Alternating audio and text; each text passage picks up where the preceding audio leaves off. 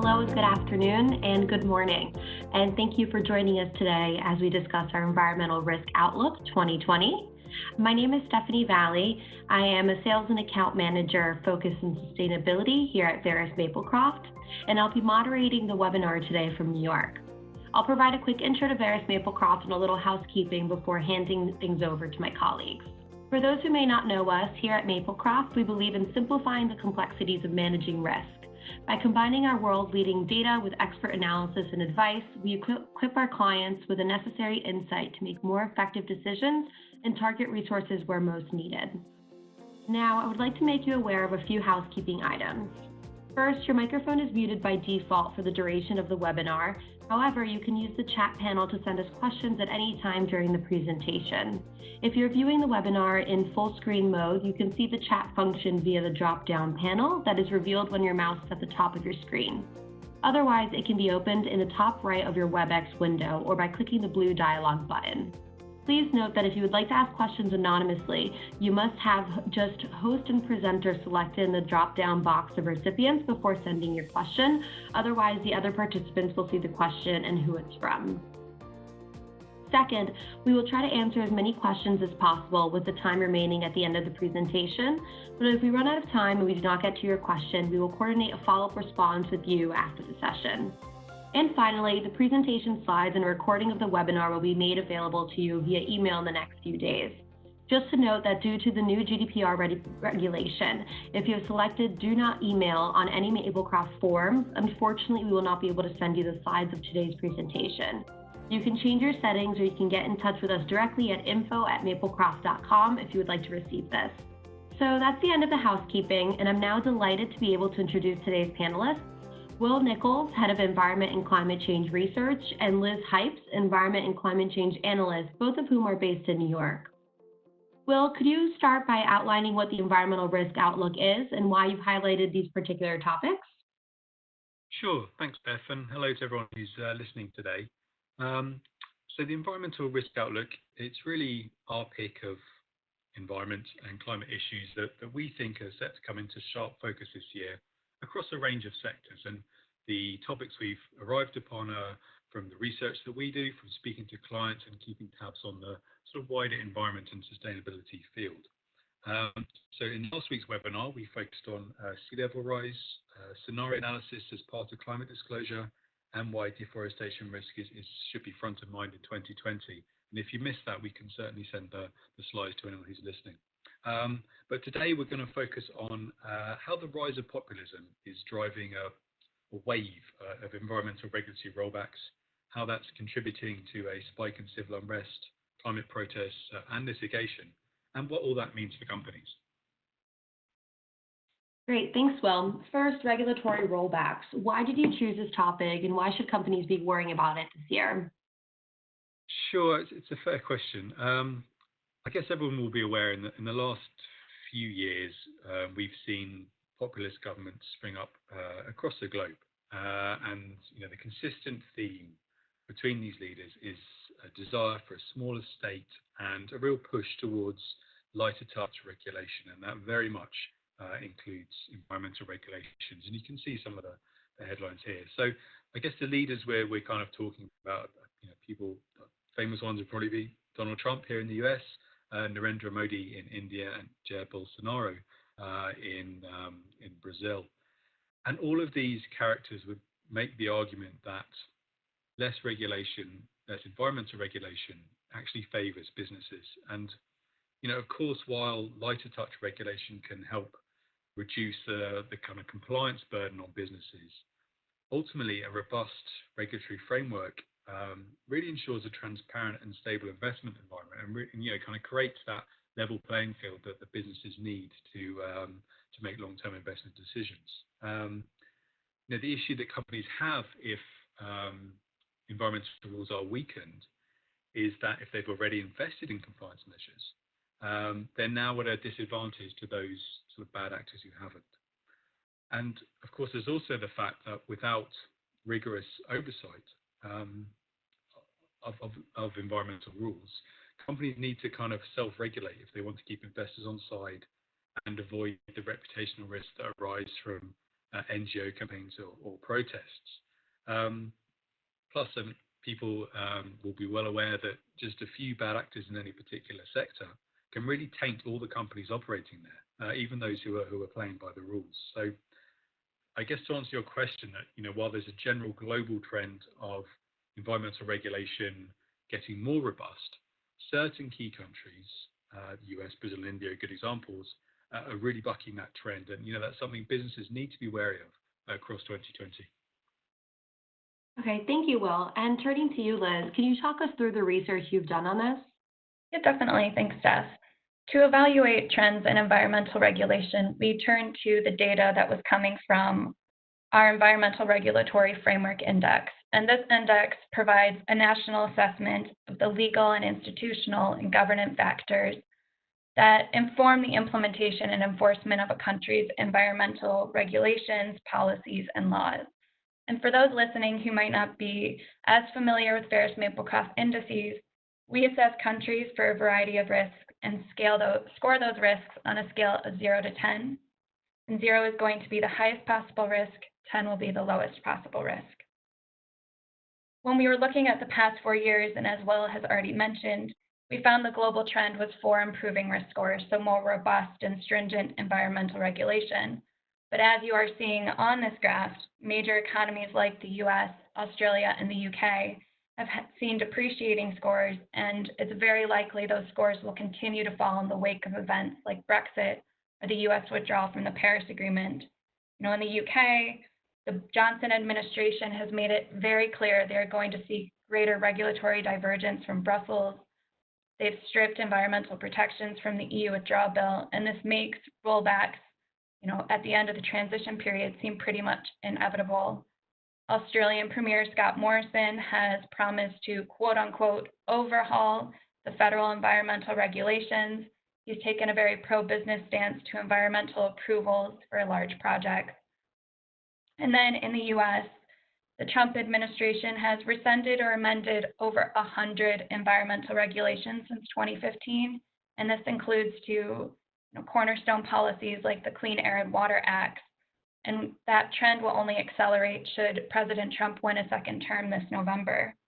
But what we're also seeing on this graph is that rollbacks are impacting scores even in emerging markets like India and Brazil. In Brazil, you have Bolsonaro removing protections from a vast area of the Amazon. He's also proposing scraping environmental fines altogether in promotion of agribusiness. In India, Modi's administration has pledged to streamline the country's environmental impact assessment laws in order to fast-track development. So we are seeing, this trend towards declining scores in a lot of these major economies. But at the flip side, we're also seeing increasingly environmentally aware societies in these countries that are not only taking notice of these actions, but are also starting to push back against these types of rollbacks. Thanks, Liz. So that's an interesting last point. And we've obviously seen a number of prominent climate protests this year. Is that something we could attribute to changes in the regulation? Yeah, it's definitely part of the equation.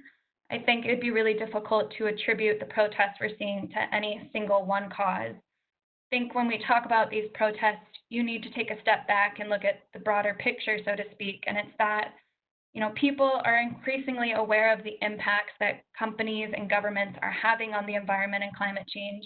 And they're really looking at how these institutions are trying to lessen those impacts. And this is something that's really caught hold of the younger generation in particular over the last couple of years. And alongside that, especially in 2019 and into 2020, we've seen that generation really push a more direct form of action in the, whether it is in a protest or a social media campaign, or even a lawsuit against companies that are dragging their feet on these issues going into the new decade. And this is the type of threats we expect to see continue and expand over 2020. Energy companies are going to be a big target for these type of threats, but we're also going to see it go to other high-emitting sectors like mining and agribusiness, and even extend to the institutions that are seen as financing or supporting those industries. And so, all of them should be ready to face a host of reputational and disruption risks. And sort of to help us understand and see how popular and mainstream these type of issues and direct actions were becoming, we did an analysis of climate-related keywords in the global English language media for 2019. Unsurprisingly to anyone on this call, climate change had the largest number of hits. We also saw spikes for more targeted phrases like school strike or climate protest. And that just shows the vast media and societal interest in these issues and in these type of actions. And looking at this graph, and as we've titled this page, Greta Thunberg has very much come to symbolize these type of actions and these issues taking hold in the younger generation. She's very much captured the public imagination and brought the issue of climate change to the fore.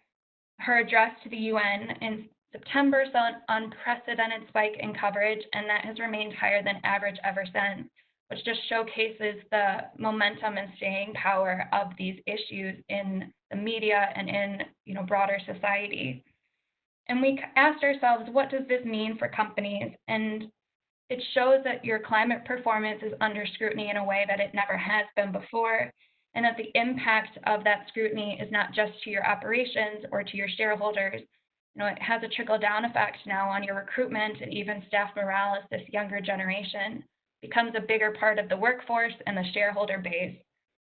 And I think an example from last year that is really pointing to this trend is that Amazon saw too much media attention, a very public employee petition, and even a walkout from the headquarters over their so-called climate inaction, and that has led to a shift in the type of disclosures and targets they're going with in 2020. So it's clear Greta is a key factor in raising the profile of climate strikes, but Will, should businesses be worried about a wider rise in civil unrest fueled by climate protests? Well, it's a good question. And as Liz mentioned, it's really difficult to kind of pinpoint one single factor behind kind of protests or civil unrest or anything like that. But I'm just going to reference the political risk outlook that our colleagues produced a bit earlier in the year to kind of address this. So they looked at our civil unrest index, which kind of tracks the drivers, the frequency, and the severity of civil unrest. And they saw that 47 countries across the world witnessed a real significant uptick in protests across 2019. And you can see from the map here, there was a real kind of diverse range of jurisdictions affected, including Hong Kong, Chile, Nigeria, Sudan, Haiti, and Lebanon. And of course, a lot of the spike in protests is due to long-standing grievances, so things like cost of living, corruption, or certain groups being marginalised.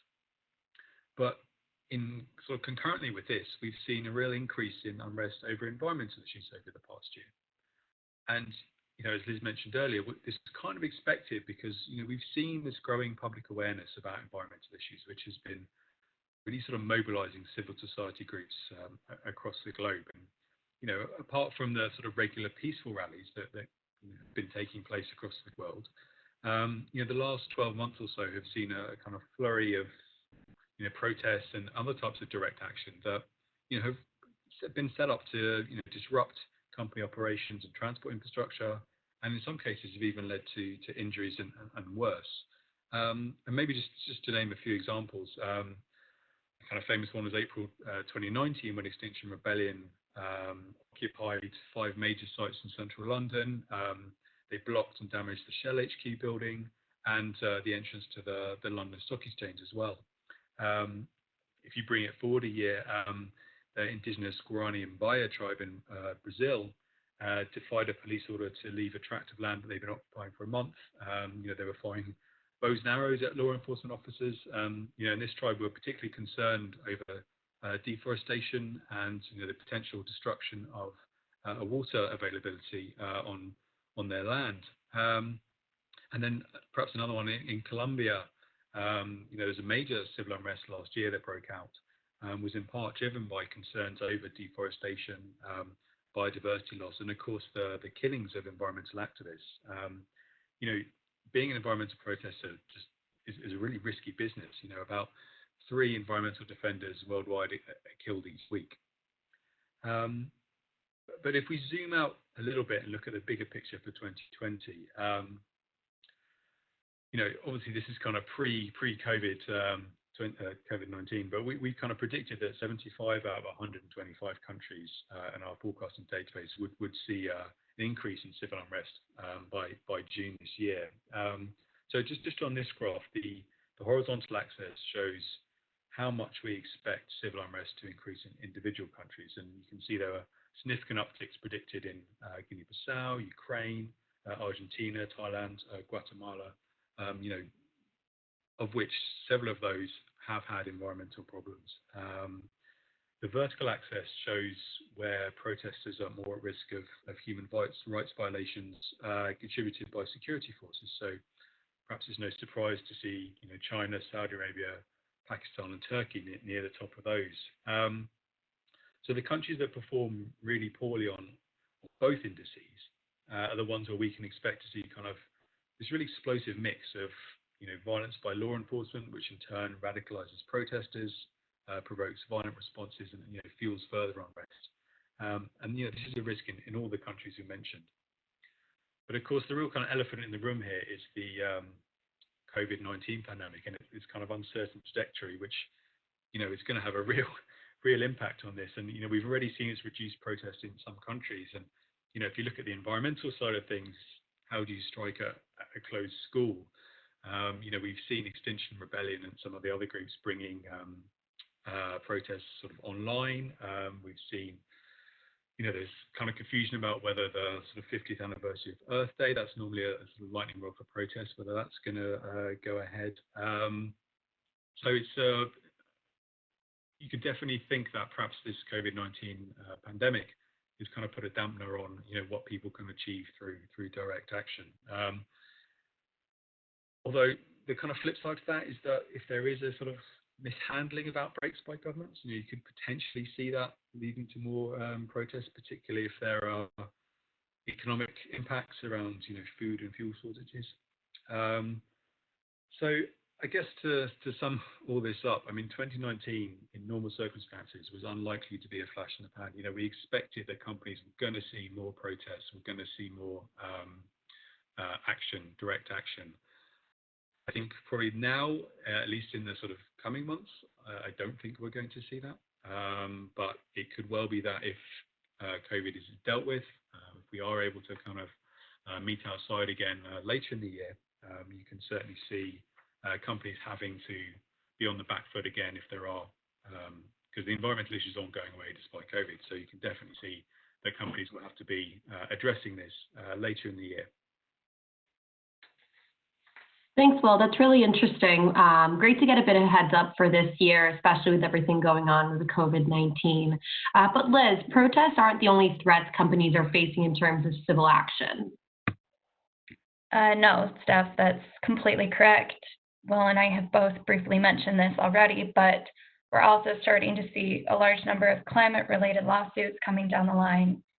The big focus here is in the U.S. It remains a largely U.S.-based phenomenon, as you are seeing on this chart. And fossil fuel companies have and are going to continue to bear the brunt of these cases. They're being targeted by NGOs and individuals, cities, and even states. And the claims in these filings range from damages and remediation to covering the cost of climate change adaptation measures, and even on to misleading investors over potential impacts of climate change and compromising human rights. So, they're being targeted from all angles. And we have also started to see some prominent cases in the last decade and a half. In 2007, Massachusetts, first the Environmental Protection Agency, brought CO2 emissions under the Clean Air Act for the first time. In 2015, the children's lawsuit, which was filed against the federal government, was dismissed, but after spending nearly half a decade in the appeals courts. And in 2018, to much media attention, the state of New York unsuccessfully sued ExxonMobil for failing to fully disclose levels of climate change exposure to their investors. While many of these cases, including in the examples I just gave, are often dismissed, it's worth noting this hasn't stopped more cases from being filed. And these cases have and remain to be hugely symbolic.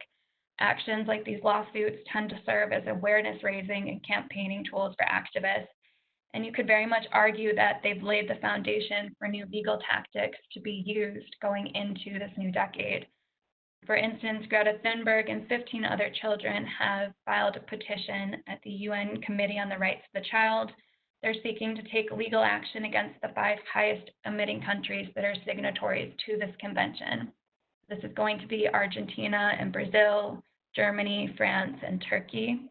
And we're seeing litigation like this expanding outside of the US. Right now in the Netherlands, the government is facing a case asking them to increase their ambition in the fight against climate change. And last December, in a ruling that is interesting and we're watching to see how it develops, is that the Philippines Commission on Human Rights ruled that carbon majors can be held responsible for the damage their emissions cause. So whether or not this is going to open up a fresh surge in litigation actions has yet to be seen.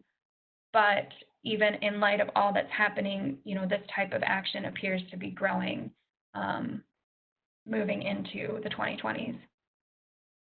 Right. So how do businesses cope with all of this, Liz?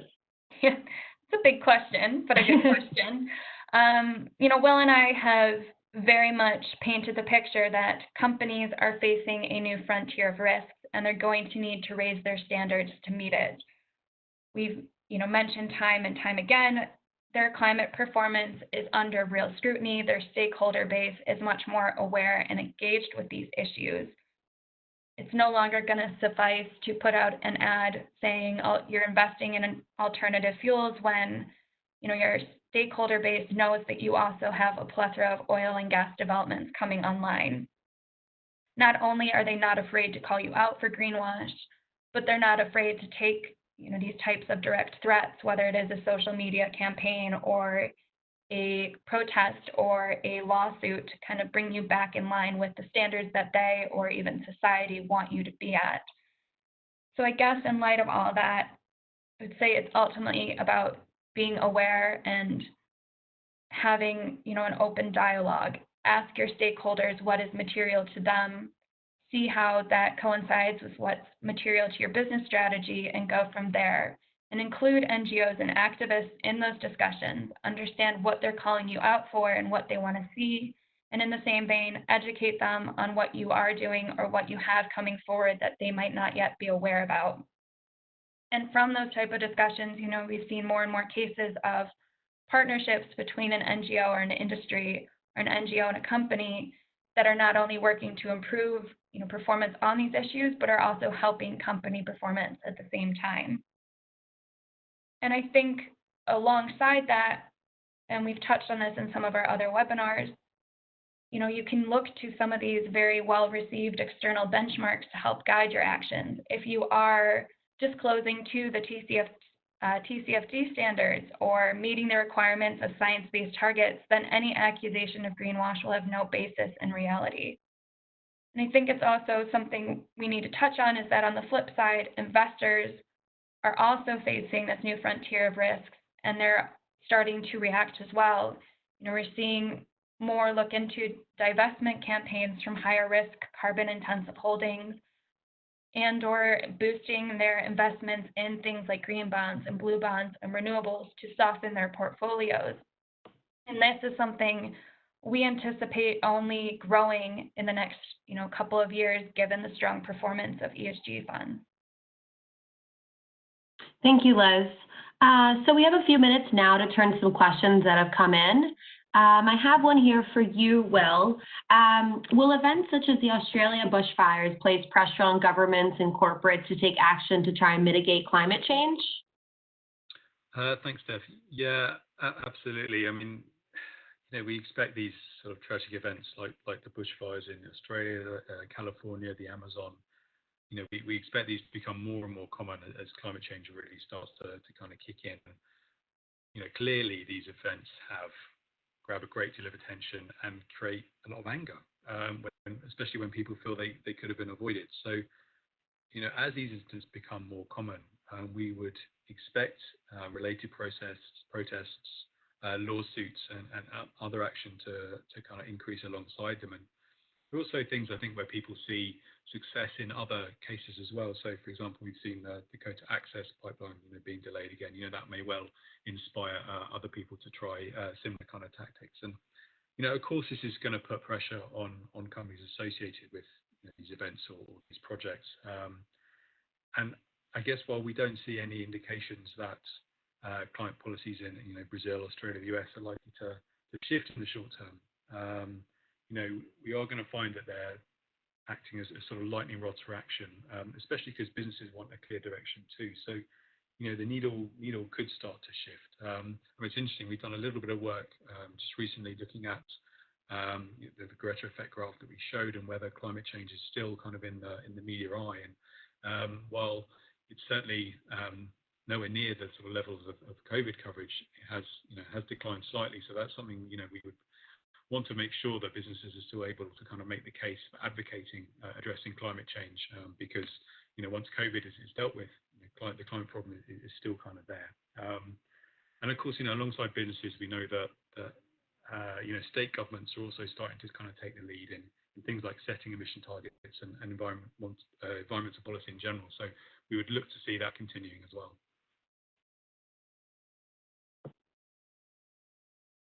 Thanks, Will. And turning to you, Liz, there's another question here. So we've seen lawsuits related to climate. We have a question here about the shareholder response. Is there anything you can tell us about that? Yeah, that's a good question. And as Will also follows the shareholder proposal and proxy voting world, Will, please jump in at any time. I think what we're seeing with shareholder proposals is very much aligned with what we've presented here today. We're seeing over the last handful of years very consistent submissions, on ESG proposals to, particularly in the US, to companies. I think, around 400, 430 every year. We're seeing more and more of these proposals being sent to be voted on or withdrawn from the issuer, which is showing companies are engaging more with these activists, and they're also responding to these requests. In fact, I think we're also starting to see the number of proposals, they don't often get a majority vote, but we're seeing more and more of them getting support in the 20 and 30 and even 40% range. Last year, BP had a climate proposal that was looking at alignment with the Paris Agreement that saw an unprecedented 99% vote for. And I think we're also starting to see these type of proposals expanding into proxy voting in other regions, the US, outside the US. So in the UK and Australia, we've seen more and more of these proposals coming online that are being voted for. We saw some climate-related proposals being issued in Japan this year. And I think, that's very much showing these issues have staying power, and investors and stakeholders are very much engaging with these issues and want to see companies performing on, in line with things like the Paris Agreement.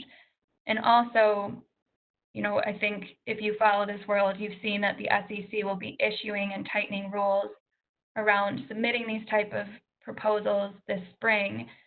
And while that might limit the type of shareholder proposals that we're seeing related to the climate and the environment, it also could very much push more direct action like lawsuits and litigation against companies that are seen as dragging their feet. Thank you very much, Liz. Well, we've come to the end of today's session. We'll follow up with all the attendees with a copy of the slides and recording of this webinar. Finally, I'd like to say thank you to Will and Liz for today's discussion, and thank you to everyone who's joined for this session. I hope everyone stays safe, healthy, and indoors, and speak soon. Thank you.